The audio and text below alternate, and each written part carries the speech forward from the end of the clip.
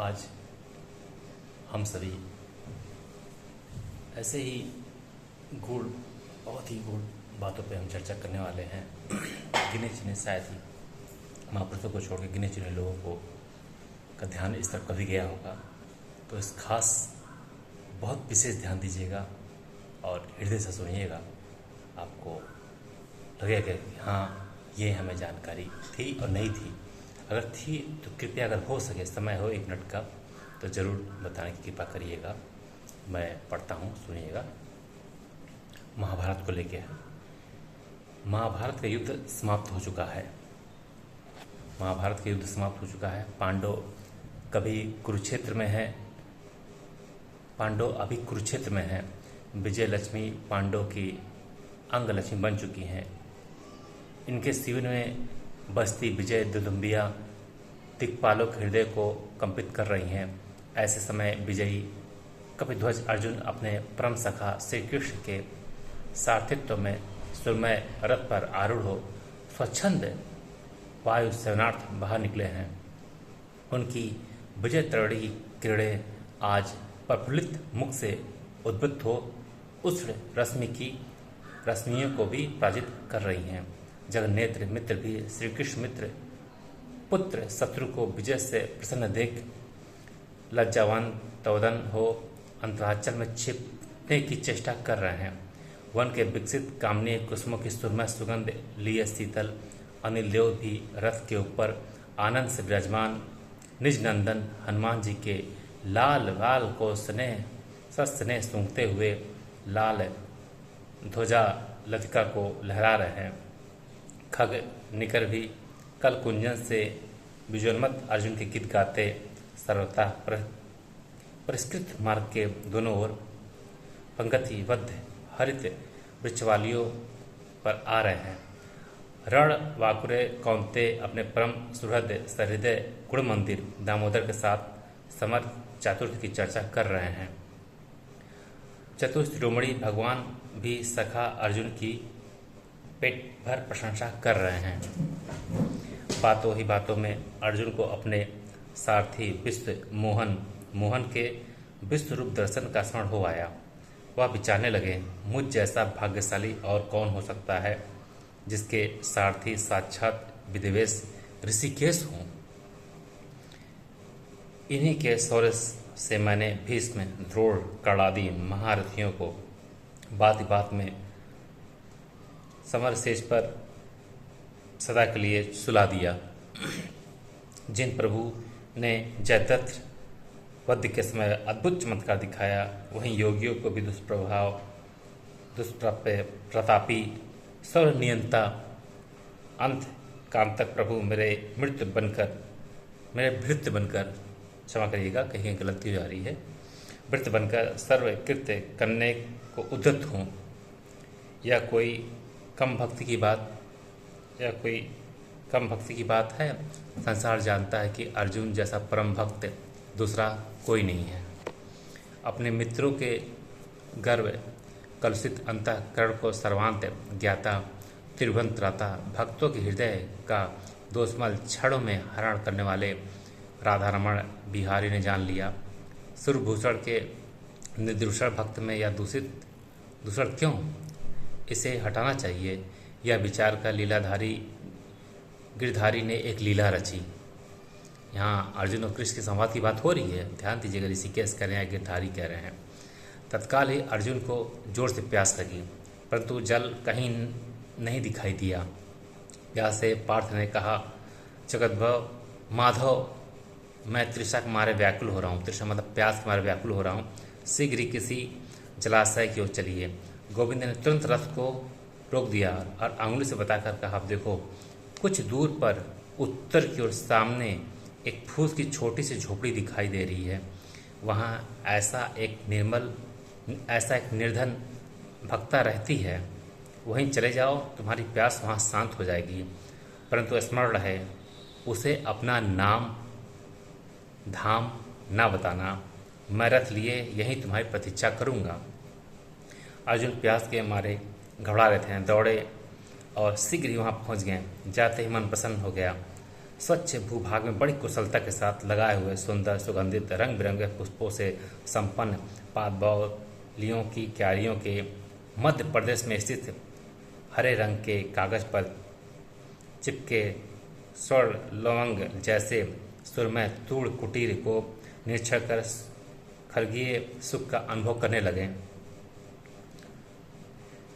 और धीरे धीरे झोपड़ी के द्वार पर पहुंच गए। आहट पाकर भीतर से लगभग 70 वर्ष की एक वृद्धा बाहर निकली। उसके बहुत तेज को देख अर्जुन दंग रह गए। स्नेह भरी हंसी उसके होठों पर थिरक थिरक नाच रही थी। दिव्य आत्मा ख्याति छिटक रही थी। रोबीली चमकीली आंखें गड़ाकर वह बोली, क्या तुम अर्जुन हो? अपराधी की भांति कांपते हुए अर्जुन ने भगवान के आदेश का स्मरण कर कहा, मैं तो प्यासा कृष्ण भक्त पथिक हूँ। यहाँ मतलब नाम नहीं बताया उन्होंने वृद्धा को। बहुत अच्छा, आओ भीतर आकर इस दीना की कुटिया को अपने चरण रज से पवित्र करो। मैं भूली तुम सचमुच मेरे कृष्ण के भक्त हो, मेरे श्याम के प्यारे हो। आओ आओ मैं बलाया लूँ। यह कहती हुई स्नेह बिला देवी उन्हें भीतर ले गई, उनके चरण धोए और एक उत्तम कुशासन पर बैठाकर स्वयं प्रिय अतिथि के आतिथ्य का आयोजन करने लगी। सुखासीन क्रीटी ने कुटीर में चारों ओर दृष्टि घुमाई। पूजा अर्चना की पवित्र सामग्री साथ साथ कुटिया में 2-3 चमचमाती नंगी तलवारें, परिष्कृत परिधि तीक्ष्ण से 2-2 एक कुल्हाड़े और बिजली जैसी चमकदार कुछ बर्छियाँ आदि हथियार सजाकर रखे हुए देखकर अर्जुन को बड़ा आश्चर्य हुआ। इतने में कदली दल पर छिले हुए मधुर कदली फल तथा जल का कमंडल लिए वृद्धा ने भी दर्शन दिए। कातर दृष्टि से विनयपूर्वक अर्जुन बोले, तुम जैसी परम दयामयी स्नेहमयी भक्तवक्ता देवी के आश्रय में ये तीक्ष्णतर शस्त्र क्यों माता जी? तुम जलपान करो, क्षमा करो, या किसी विशेष काम के लिए रखे हैं बताना उचित नहीं। नहीं माँ, मैं अवश्य पूछूंगा, नहीं बताओगी तो मैं प्यासा ही चला जाऊंगा। मेरी यह दृढ़ प्रतिज्ञा है, अर्जुन ने कहा। अच्छा तो माता जी बोला, अच्छा तो सुनो, मैं इन्हें यहाँ इसलिए रखी हूँ कि कहीं भक्ति के अभिमान में प्रमत्त अर्जुन, द्रौपदी और उत्तरा आदि मुझे मिल जाएं तो इन तीक्ष्ण शस्त्रों के द्वारा उनके मांस की पोटियाँ नोच कर कुत्ते और चीलों के आगे डाल दूं। अर्जुन विस्मय और भय में डूब गए, पर संभल कर बोले, उन बेचारे भक्तों ने तुम्हारा क्या बिगाड़ा है जो तुम इतनी क्रुद्ध होकर उनका जीव लेने पर उतारू हो रही हो? वृद्धा ने रो दिया। वह व्यथित चित्त से बोली, बेटा, उन खाड़तियों को तुम भक्त मानते हो जिस द्रौपदी ने केवल नग्न हो जाने के भय से मेरे नैनाभिराम श्याम को, मेरे प्राण प्यारे बिहारी को द्वारका से नंगे पैर दौड़ने के लिए बाध्य किया। क्या हो जाता यदि सभा में वह नग्न कर दी जाती? क्या नग्न होकर नहीं आई थी? नंगी होकर न जाएगी? बड़ी भक्ति कर डाली। और देखो, आषाढ़ मास के दोपहर का समय हो, प्रचंड सूर्य ऊपर से आग बरसा रहा हो, नीचे वसुंधरा भी तपे लोहे से समान चिंगारियाँ उगल रही हो, ऐसे समय जरा बाहर तो निकल कर देखो, शरीर झुलस जाता है। पक्षी उसमें घोंसलों से बाहर नहीं झांकते हैं। हाय, ऐसे समय उस दुष्टता द्रौपदी के कारण मेरे प्यारे गोपाल का, जिसके गोचरण के समय परम भक्ता गोपियाँ वन भूमि में कठिन समझकर प्रियतम के मार्ग में अपना हृदय पद बिछा देने को तरसती थीं, उस कमल धवल कोमल चरण वाले नंद बाल को केवल दुर्वासा के श्राप भय से दौड़कर आना पड़ा। क्या इसी को भक्ति कहते हैं? अब उत्तरा की बात सुनो। क्या हो जाता यदि उसका गर्भ ब्रह्मास्त्र से दग्ध हो जाता? पर उसने मेरे मनो मंदिर के सुंदर ठाकुर को साग्रह बुलाकर अपने बच्चे की तो रक्षा कर ली, और हाय मेरे प्यारे को उसने धधकती आग वाले शस्त्र के आगे ढकेल दिया। अच्छा, अब उस घमंडी अर्जुन की बात सुनो। माया यशोदा के स्नेह नवनीत से पालित कोमल कमनीय कलेवर, मनमत प्रवचन विश्व मन मोहन मेरे श्याम को हाय, आनंद कंद्र वजनंद को, जिसका माधुरतर वंशिरव सुनकर जड़ चेतन भी स्थिर होकर अपने आप को न्यौछाव कर देते हैं। कठिन समर भूमि में रथ के आगे निरस्त बैठाकर बड़े बड़े महारथी भीष्म द्रौपदी वीरों के तीक्ष्ण तीरों का लक्ष्य बनाया। केवल राज्य के लोभ से हाय, मैं कौन कौन सा दुखड़ा रोकर सुनाऊं, मेरा कलेजा चलनी कर्ज बन चुका है। मेरे प्राणवन को क्या क्या कष्ट नहीं पहुंचाए गए, या क्या भक्तों का हृदय है। ऐसे स्वार्थी भक्ति का दुरुपयोग करने वाले पाषाण हृदय भक्त अभिमानियों मैं क्यों कर बदला ना लूं, मेरे ये आयुध क्यों ना उनका रुधिर चाटे। कभी तो वे इधर आएंगे, यह कहकर वृद्धा शिष्या भर भर कर रोने लगी। अर्जुन की पश्चाताप की अनवरत अशुद्धराओं से अभिमान पंकिल चित्त को धो रहे थे। उनके मर्म स्थल को अनुताप के सैकड़ों बिच्छू एक साथ डस रहे थे। वे गदगद वाणी से बीच बीच में केवल मेरी माया, हाँ माया कह रहे थे। रोती हुई वृद्धा आंसू पोंछ कर फिर बोली, देखो इसे भक्ति नहीं कहते हैं, यह तो स्वार्थ है। भक्तों का हृदय नवनीत से भी अधिक कोमल होता है। अपने प्यारे के लिए सर्वदा सच्चा स्नेह हो, उसी के सुख से सुखी होने का सच स्वभाव हो, उसके लिए सिर भी कुर्बान कर दिया जाए।